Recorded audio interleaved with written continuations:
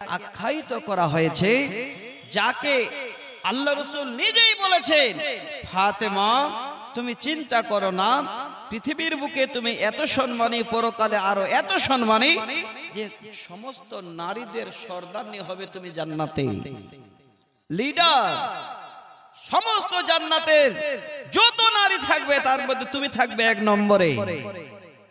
কেন বলেছিলেন দেখেন, আমি আপনাদের কাছে এই হাদিসটা শোনাচ্ছি। হযরতে ফাতেমা বলেন, আমার আব্বা জান আমাকে বিয়ে দিলেন, আমার স্বামীর ঘরে গেলাম, আমার স্বামী এত অভাবী ওই মুহূর্তে। স্বামীর ঘরে গিয়ে নতুন বউ হিসাবে আমি যে বসে বসে তৈরি খাবার খাবো, এই খাবার আমার স্বামীর ঘরে আমি পাই নাই। আমি নতুন বধূ, নতুন বউ হিসাবে গিয়ে আমার স্বামীর ঘরে গিয়ে আমি রান্নার কাজে জড়িয়ে গেলাম। হে যুবক বন্ধু, যে মায়েরা পর্দার আড়ালে আছেন ভালো করে শুনবেন। বর্তমানে যদি কোনো ভাই, কোনো বন্ধু, কোনো দোস্ত আমার বিয়ে করে নিয়ে আসে, ওই নতুন বউটাকে 8 দিন, 10 দিন, 15 দিন, কেউ 6 মাস পর্যন্ত আগে বসে বসে খাবার দেবে। নতুন বউকে কাজ করতে দেবে না। কিন্তু যিনি হলেন সাইয়্যিদাতুন মিন আহলিল জান্নাত, জান্নাতের সর্দারনী, যিনি হলেন পৃথিবীর সর্বশ্রেষ্ঠ মানবের মেয়ে হযরতে ফাতেমা, স্বামীর ঘরে যাওয়ার পরে 1 সেকেন্ডের জন্য যেন তৈরি খাবার পায় নাই, নিজে খাবার বানিয়ে তৈরি করে 2 স্বামী স্ত্রীতে খেয়েছে। একবারও বলেনি এসে আমাকে কাজে ভিড়িয়ে দিলেন, একবারও মুখ থেকে উচ্চারণ হয়নি বাবার ঘর থেকে আসলাম তোমার ঘরে, স্বামীকে বলছেন আমি তোমার ঘরে এসে সরাসরি কাজে লেগে গেলাম, একবারও এই কথাটা যেন মুখ থেকে উচ্চারণ হয়নি। দেখছেন আমার আব্বা হুজুর, আমার আব্বার মুখে সেই শব্দটাই বেরিয়েছে, ফাইন্নামা হুয়া জান্নাতুকা ওয়া নারুক, স্বামী হলো আমাদের জন্য জান্নাত এবং জাহান্নাম। মাগো, আপনাদের কি দিয়ে উদাহরণ দেব? যদি একটু ধৈর্য ধরেন তাহলে আমি 1-2টা কবিতা তুলে দেব। মাঝে মধ্যে কিছু দুনিয়াবি এক্সাম্পল আপনাদের সামনে আমি তুলে দেব। আশা করি আজকে এই সময়টুকু আমরা কাজে লাগাতে পারবো, যে আমাদের জীবনটাকে আমরা কি করে কাটাবো। এটাই তো মাদ্রাসা শিক্ষা দেওয়া হয়। যার যখনই মাদ্রাসায় ছাত্ররা পড়াশোনা করবে, আস্তে আস্তে যখনই ক্লাস সে উপরে উঠবে, তার দাম্পত্য জীবন শুরু করে এই শুরু থেকে শেষ পর্যন্ত জীবনটা কিভাবে কাটবে, সে হালাল উপার্জন করবে না হারাম, সে কি করে তার সংসার নিয়ে আগাবে, কি করে সমাজের সামনে দাঁড়াবে, কি করে হাঁটবে, কি করে খাবে, কি করে পড়বে, সবকিছুই মাদ্রাসার ট্রেনিং দেওয়া হয়, অন্য কিচ্ছু না। এই জায়গাটা হলো একটা শিক্ষা প্রতিষ্ঠান। পৃথিবীর জীবনে চলতে গিয়ে যা যাবতীয় প্রয়োজন সব শিক্ষা পাওয়া যাবে মাদ্রাসা, স্কুলে, কলেজে। আসেন এই জায়গাটাকে বাঁচিয়ে রাখেন। যতদিন বেঁচে থাকবেন, বছরে একবার করে না হলো এক রাত্রিতে 8, 10, 12টা আলেমের মুখে এই রকমের দামি দামি কথা শুনতে পাবে। এবার ফাতেমা কি বলছে, স্বামীর ঘরে যখন আমার খাবার নাই, আমি নিজে এবার জাতা পিষাই আর খাবার তৈরি করি। এইভাবে করে আমাদের ঘর যেন আনন্দে যেন মৌকে গেছে, আনন্দের ঘর আমাদের জীবন শুরু হয়ে গেছে। হযরতে ফাতেমা স্বামীর খিদমতের জন্য, খাবার তৈরির জন্য নিজে জাতায় বসে জাতা পেছতে গিয়ে নিজের হাতের চাম পর্যন্ত তুলে ফেলেছে। জাতা ধরতে পারে না, জাতা পিসবি ওই মুহূর্তে যেন ভালো করে হাত দিয়ে ধরতে পারে না, স্বামীকে জানায় না, যদি জানায় স্বামী আমার কষ্ট পাবে, হয়তো আমাকে কাজ করতে দেবে না, আমাদের খাবার বিলম্ব হয়ে যাবে।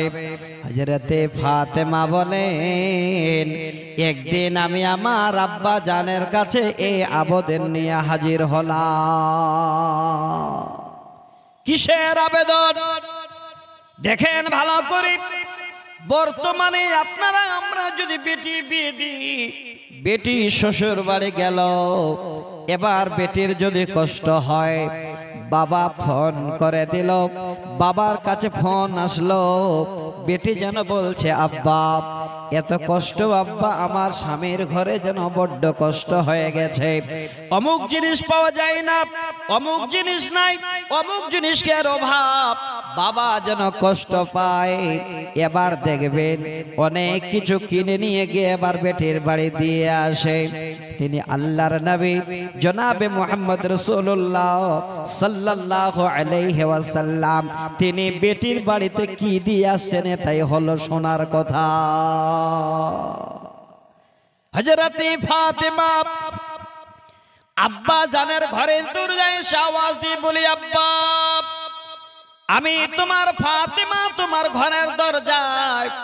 ওই মুহূর্তে আল্লাহর নবী ঘরে ছিলেন না, তিনার ছোট আম্মা আয়েশা সিদ্দিকা রাদিয়াল্লাহু তাআলা আনহা বেরিয়ে আসলেন।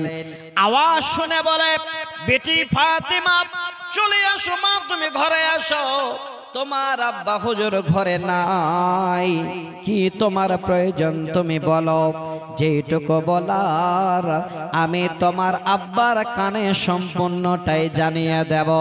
হযরতে ফাতেমা খবর পেলেন আব্বাজান ঘরে নেই, একটু যেন কি ইশারা করে আবার ঘরে চলে গেলেন, কারণ ঘরে স্বামী আছে হযরতে আলী, তার যেন কষ্ট না হয়, তাড়াহুড়া করে আবার আপন ঘরে ফিরে গেলে। হযরত আলী জিজ্ঞাসা করছেন, কাজ কিছু হয়েছে? বলে আব্বাজান বাড়ি নেই গো। এইদিকে নবীজি ফাতেমা চলে যাওয়ার পরে বাড়ি ঢুকছেন, হযরত আয়েশা দাঁড়িয়ে বলেন, নবী গো বাড়ি ঢুকছেন, তবে শুনেন আপনার লাগতেছে গার, আপনার কলিজার টুকরো ফাতেমা আপনার খোঁজে এসেছিল, আপনাকে না পাওয়ার কারণে ফিরে গেল। আল্লাহর নবী সঙ্গে সঙ্গে বাড়ি না ঢুকে এবার ফাতেমার ঘরে হাজির। ওরে আমার বোন, মায়েরে আমার, আব্বা জান মেয়ের কাছে কি উপহার নিয়ে গেল, কি বস্তু নিয়ে গেল, এটাই বুঝাবার। দরজায় গিয়ে আওয়াজ দিয়ে বলে, ফাতেমা আমি তোমার আব্বা এসে গেছি। হযরতে ফাতেমা যেন খুশি হয়ে গেলেন। নবীজি বলেন, আমার জামাই আলী আছে কিনা বলো। বলে আব্বা ঘরে আপনার জামাই মওজুদ। দুই জামাই মেয়েকে এবার নিয়ে বসলেন, সঙ্গে সঙ্গে মেয়ের কাছে আবেদন করলো আব্বা। নবীজি বলছেন, হে ফাতেমা শুনলাম তুমি নাকি আমার কাছে গিয়েছিলে, কি কারণে বেটি বলো, যতক্ষণ না তোমার কথা আমি শুনতে পাই আমার মনের ভিতরে যেন শান্তি আসে না রে বেটি। কেন তুমি আমার কাছে গিয়েছিলে, কি প্রয়োজন বলো। আব্বাজানকে বলে, আব্বা এমন বড় কিছু কাজ ছিল না, আমি একটা দাসীর আবেদনের জন্য আপনার কাছে গিয়েছিলাম। আব্বা এই যে যাতায় বসে যাতা চালাতে গিয়ে হাতের চামগুলো উঠে যাচ্ছে, তাই যেন আপনার কাছে গেলাম, একটি যদি দাসী আমাকে উপহার দিতেন, এই দাসীর আবেদনের জন্য আপনার কাছে যাওয়া হয়। আল্লাহর নবী মেয়ের দিকে তাকান, তাকিয়ে বলছেন, বেটি রে আমি তোমার আব্বা, যদি একটা দাসীর থেকে আরো অতি উত্তম, তার থেকে বেহতর, তার থেকে ভালো উপহার তোমাকে তোমার আব্বা দিতে চায়, বলো বেটে তাতে তুমি রাজি আছো কিনা? ফাতেমা বলেন, আব্বা এর থেকে আর বড় সুসংবাদ কি হতে পারে? দেখেন আব্বা জান মেয়েকে কি উপহার দিচ্ছেন, মাথায় হাত বুলিয়ে বলছেন, বেটি আমি তোমার আব্বা তোমাকে উপহার দিচ্ছি, শোনো সারাদিন যখন তুমি কাজে ব্যস্ত থাকবে আমার জামাইয়ের কাছে তুমি খাবার দেবে, জামাইয়ের সঙ্গে জীবনে আনন্দ করে সময় পার করবে, সারা রাত কর্মের পর সারা দিন কর্মের পরে সন্ধ্যায় যখন বিছানায় শুইতে যাবে রে মা, ঠিক যখন তুমি বিছানায় শুইতে যাবে ওই মুহূর্তে এই শব্দগুলো তোমার মুখে তুমি উচ্চারণ করবে। কি শিক্ষা দিচ্ছি দেখেন, একজন নবীর মেয়েকে আল্লাহর নবী শিক্ষা দেন, বেটি ফাতেমা যখন বিছানায় শুইবে 33 বার তুমি সুবহানাল্লাহ পড়বে, 33 বার আলহামদুলিল্লাহ পড়বে, 34 বার তুমি আল্লাহু আকবার পড়বে। হ্যাঁ বেটি ফাতেমা, যদি তুমি এই কালমা শব্দগুলো পড়ে শুয়ে যেতে পারো আল্লাহর কাছে দাসের থেকে অনেক অনেক বেশি যেন মূল্যবান সম্পদ পাবে। হাদিসটা শোনালাম কেন? এই হাদিসের মতলবটা কি ভালো করে বুঝেন। হযরতে ফাতেমা ছিলেন আল্লাহর নবীর মেয়ে, তিনি ছিলেন জান্নাতের মেয়েদের সর্দারনী। সেই স্বামীর ঘরে খাবার নাই, নিজেই খাবার তৈরি করেছেন, তারপরে একবারও নিজের স্বামীর উপরে কথা বলে নাই। উদ্দেশ্য হলো ফাইন্নামা হুয়া জান্নাতুকি ওয়া নারুক, স্বামী হলো জান্নাত এবং জাহান্নাম।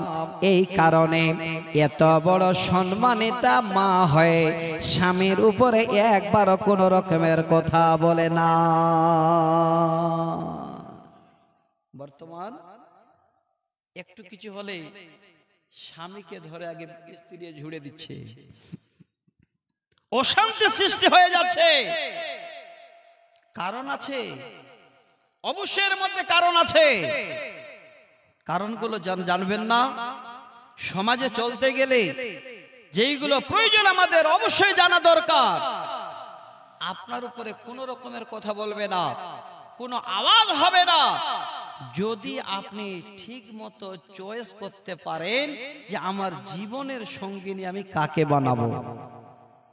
আর যদি খোঁজ করেন জিন্স প্যান্ট ওয়ালি তোর হাতে মোবাইল, তাহলে আপনাকে এমন বানাবে, এমন করবে যে দেখবেন যে আপনার লাইফটাকে বরবাদ, হয়তো ঘর ছেড়ে আপনাকে বিদেশে সময় কাটাতে হবে। আসেন, আদর্শ নারী, আদর্শ মহিলা, আদর্শ বিবি কেমন করে পাওয়া যায়? আর একটা বুখারীর হাদিস শোনাচ্ছি আপনাদের। কত বড় আদর্শ ওনাদের, পৃথিবীর বুকে ওনারা রেখে গেছেন। সেই আদর্শের মতো আদর্শ যদি বান কোনো নারী হয়, তাহলে জীবন আপনারও যেন কল্যাণ, আপনার বিবির জন্য যেন পরকাল মঙ্গল।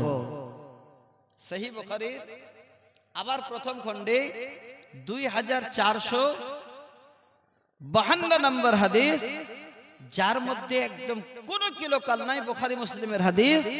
হাদিসটা ছোট করে আমি আপনাদের কাছে আর একটু ইঙ্গিত করছি।